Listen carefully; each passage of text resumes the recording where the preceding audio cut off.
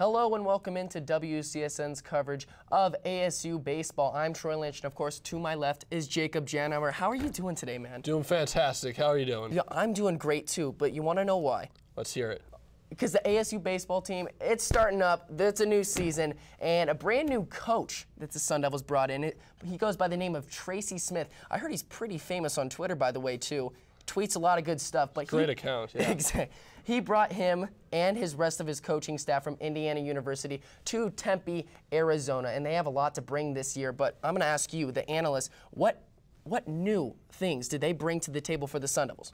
Well, the main thing that Smith and his coaching staff bring is a very laid-back approach.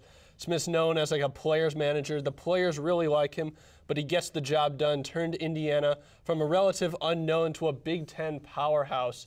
And that's what he's going to do with ASU, too. They had struggled the past couple years, but they should return to prominence this season. Yeah, Tracy Smith, he had a pretty good resume with Indiana University. He actually brought them to their first College World Series ever, so that's going to be exciting to look forward to. But let's bring it back to the Sun Devils. Obviously, every team loses some players. They graduate, move on to the MLB. But who have been the biggest losses that the Sun Devils have had to face during this offseason?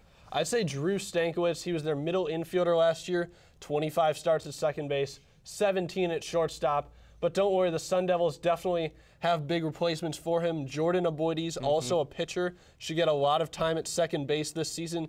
He showed some signs of promising hitting this year in scrimmages and practices. Then Colby Woodmansey, a freshman shortstop last year, only hit 200. But again, he showed a lot of positive strides throughout the offseason, and so ASU should still be in good hands. Drew Stankiewicz got drafted to the Phillies in the MLB, and now that's gonna hurt them, obviously. But not a ton of losses for the Sun Devils during the offseason, which is obviously going to help them. They placed third in the Pac-12 last season. Now, where do you see them factoring in this year? I think the Pac-12 is a very interesting conference because it doesn't have the caliber teams that the SEC and the Pac-12 or SEC and the Big 12 have, but there are still very good teams. UCLA, Washington, Oregon, even the University of Arizona, and of course Oregon State is always good.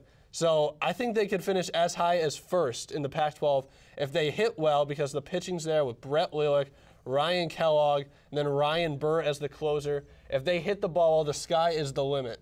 Well, we can only watch and see. ASU Baseball starts off their season. They play Friday, Saturday, and Sunday. And yes, they do play on Valentine's Day, but bring your boyfriend, bring your girlfriend, bring your dog if you don't have either of those. But it's going to be fun, and we can't wait to see what ASU has in store for us.